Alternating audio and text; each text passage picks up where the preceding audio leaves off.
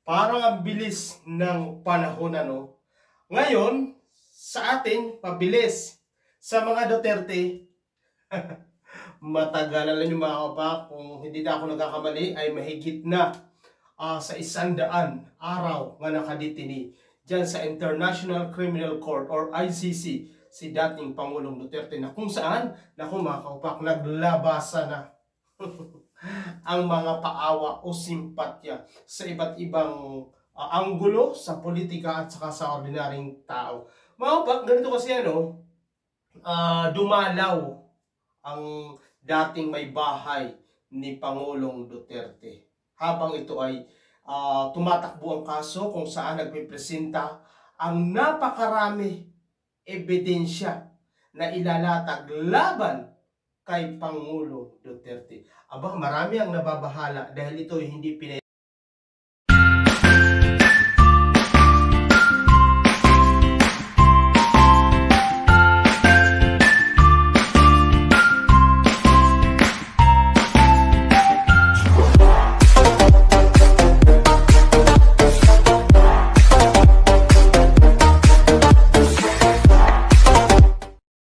Kung saan mga kaupak, walang tumanggap na isang bansa para pansamantalang kupkupin si Pangulong Duterte habang dinidinig ang kaso. Kasi mga kaupak, meron pala dyan rules, although hindi tayo expert, hindi tayo lawyer, pero meron pala dyan rules na kung papayagan si Pangulong Duterte para matiyak na siya ay dadalo sa mga ginagawa pandinig ng International Criminal Court, ito ay merong isang bansa, hindi sa bansa natin na kung saan nanggaling si Pangulong Duterte. Kasi nga, madi-distract, di ba? Kumbaga, maaari may impluensya pa siya, maaari may connection pa siya sa matataas na opisyal ng gobyerno, kaya kumbaga magkakaroon ng distraction. Kaya pinapayagan ang interim release kung merong bansa na tatanggap o kukup pansamantala habang dinidinig ang kaso ni Pangulong Duterte dyan sa International Criminal Court. So mga kabak, it's something sad dahil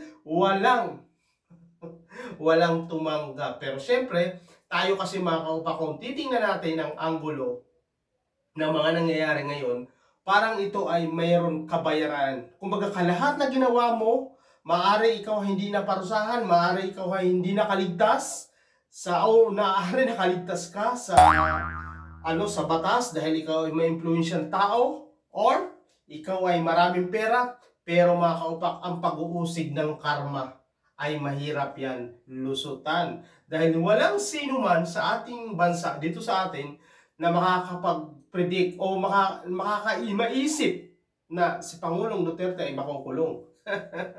Dahil alam naman natin kung gaano siya ka-powerful. In fact, ang kasalukuyang administration, ito yung kanilang kakampi ng mga nakaraang eleksyon at ito yung pinili para maging katambal ng kanyang anak. Pero umiikot ang mundo, hindi pwede na sa kapangyarihan ka, ikaw ay aabuso kung ano yung paglabag na ginawa mo. Dahil nung panahon ni Pangulong Duterte, mga kaupak, para tayo magkalinawan, ang hinahabol po ngayon itong extrajudicial killing or tokhang. Dalawa yan. Yung tokhang, ang extrajudicial killing, ay kumbaga magkasakasama yan sa ipinatupad na war on drug noong panganahon ni Pangulong Duterte. Kaya si Pangulong Duterte, umiikot ang mundo. Nandyan na ngayon siya sa the heads. Ngayon mga kaupak, sa loob ng 100 days or 3 months mahigit, ay si Pangulong Duterte, according doon sa kanyang ex-wife na kalimutan ko yung yung si Zimmerman, sabi ng kanyang dating ex-wife na ito daw ay parang, in general, mga kaupak, parang buto at balat, parang pumayat, parang wala na siyang Pero mga kaupak, syempre, ang dami talaga nakikisimpatya, katulad ng mga kakampi. Pero, sa kabilang side naman, yung hindi naman kakampi ni Pangulong Duterte, ay tinatawag nila ito na mabuti nga yan dahil pinagbabayaran mo na ang iyong mga kasalanan na kung saan marami kang nabiktima ng iyong against the law or karapatan ng ibang tao. Kasi mga kaupak, ang EJK ay wala po yan sa batas, ang tokhang ay wala po yan sa batas. Pero ang pinatupad yan ng Pangulong Duterte dahil siya ay napaka-powerful, dahil siya ang pinakamataas na Pangulo ng ating bansa. Kaya mga kaupak, dahil sa paglabag ng karapatan pantao ni Pangulong Duterte, kaya ito ang nangyari sa kanya. Ngayon mga kaupak, sunod-sunod ang paglalabas ng mga opinyon ng mga kampi niya sa politiko, katulad ni Bato, di ba? Ang sinasabi ni Bato, paano pa daw dapat tanggapin na lang natin sa ating bansa dahil hindi na ito makakapag-distract or makakapag-impluensya, dahil sabi nga iboto in balat na lang sa in general. Kumbaga ito ay parang alam mo ang baba nung ibig sabihin ni Bato. Pero kahit ito na ay habi na natin, buto at balat na lang, or maaari nagpapaawa lang ipik, may impluensya pa rin si Pangulong Duterte. Dahil tingnan mo naman si Bato. Diba? Si Bato, si Robin Padilla, si Bongo, si Margoleta, si Alan Cayetano at iba pang mga senador ay gumagawa sila. Hindi sila gumagawa sa kanilang tungkulin. Sila ay gumagawa para sa kapakanan ng isang maimpluwensyang tao na lumabag sa karapatan ng iba. Baliktad ata, no? Para sa akin, no, dapat pag ikaw ay senador, puwapanig ka sa karapatan ng mamamayang Pilipino at taong bayan, no? Sa ating bayan. Hindi ka puwapanig sa maimpluwensyang tao. Kasi kung ganyan, mga kaupak, ang mga opinion ninyo, aba, diretsahin ko na kayo. Huwag na kayo kumandidato bilang public service. Kayo ay magsilbi na lang kay Pangulong Duterte dyan sa dahig habang siya ay pansamantalang nakakulong at tumatakbo ang kaso. Huwag na kayo tumakbo kasi nakakahiya naman sa mga Pilipino. Pinapasahod kayo ng taong bayan tapos kayo ay nagsiservisyo sa isang tao lang o nagsiservisyo kayo kay Duterte. E di sa pag ganyan, huwag na kayo kumandidato bilang kasi pinapasahod kayo ng tao. Baka naman sabihin ng mga tao, ang kapal naman ng mga mukha nun to. Di ba? Kasi tingnan mo naman ang pahayag ni Robin Padilla.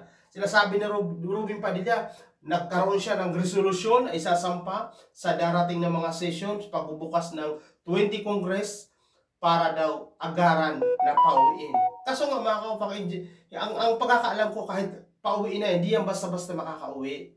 Kumbaga tayo na makiusap. Ipinagadala nga di ba? Nakipag-cooperate nga ang Marcos administration sa International Criminal Court, di ba? Para maaresto tapos ngayon pababalikin, di ba? Para mabigyan ang hustisya ang mga taong biktima ni Pangulong Duterte nung siya ay lasing sa kapangyarihan. Ay lasing, siya ay nadulas, siya ay nasa kapangyarihan. So ano makaupak? Alam nyo, kasi tingnan nyo si Bongo. Kung ano rin ang mga opinion niya, di ba? Ang opinion niya talaga daw, di ba? Kawawa naman daw ang isang 18 years old na kumbaga pakonsuelo na lang. Pero alam niyo mga kaupak, sa batas natin, sinasabi din nobody above the law, di ba? So, kung ba kailangan ka na-consider na sige na, pagbigyan na natin konsiderasyon dahil naman ito presidente, di ba? So, sa batas, against yan. Dahil sa batas, hindi sinasabi kung sino ka. Ang sinasabi, no one above the law. So, natatandaan nyo ba yung matanda na kumuha ng, actually, yung property, yung mangga niya, kinuha yun, nung sa kabilang side.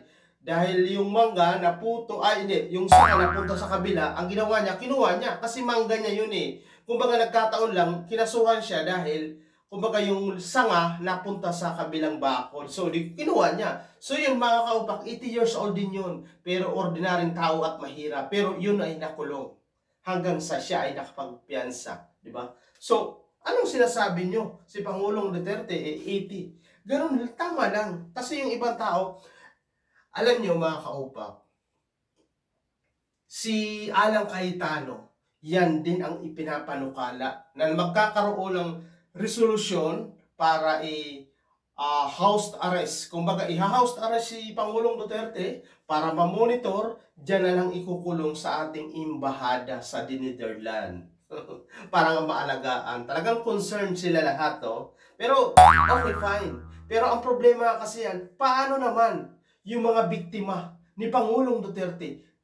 Sabihin mo yan, Alan Cayetano, sa mga biktima kung katanggap-tanggap yan sa kanila.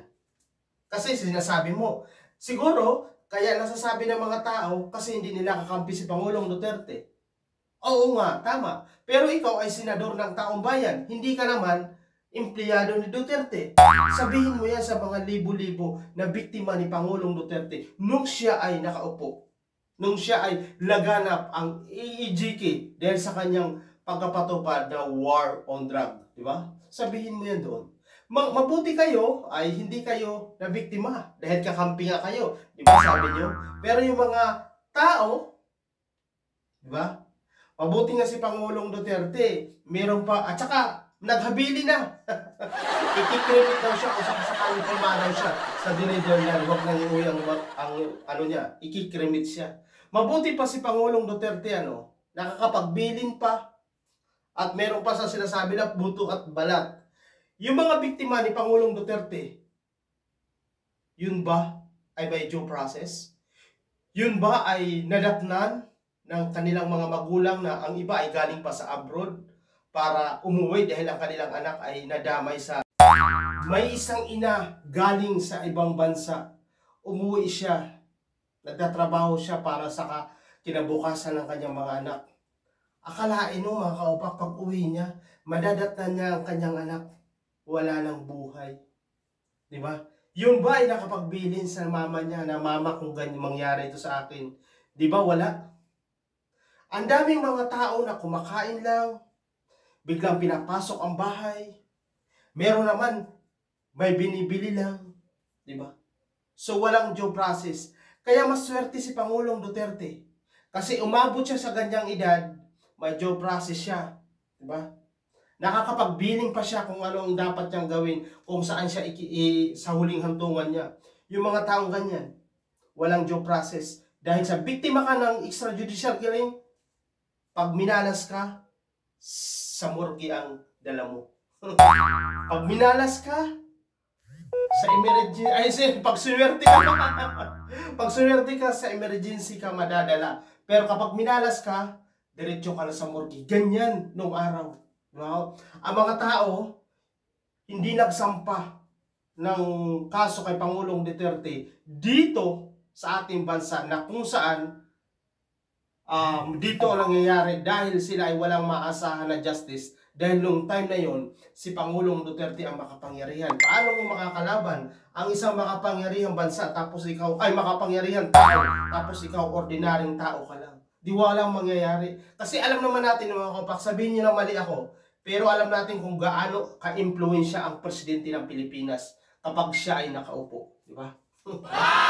Mabuti nga si Pangulong Duterte, 100 araw na dyan. 100 araw pa lang sa kulungan. Si Leila de Lima nga ay. Di ba si Leila de Lima? 7 years mahigit na nakakulong. Dahil sa mga gawa-gawa ng mga DDS o dating administration ng kaso. Ito ay hindi napatunayan.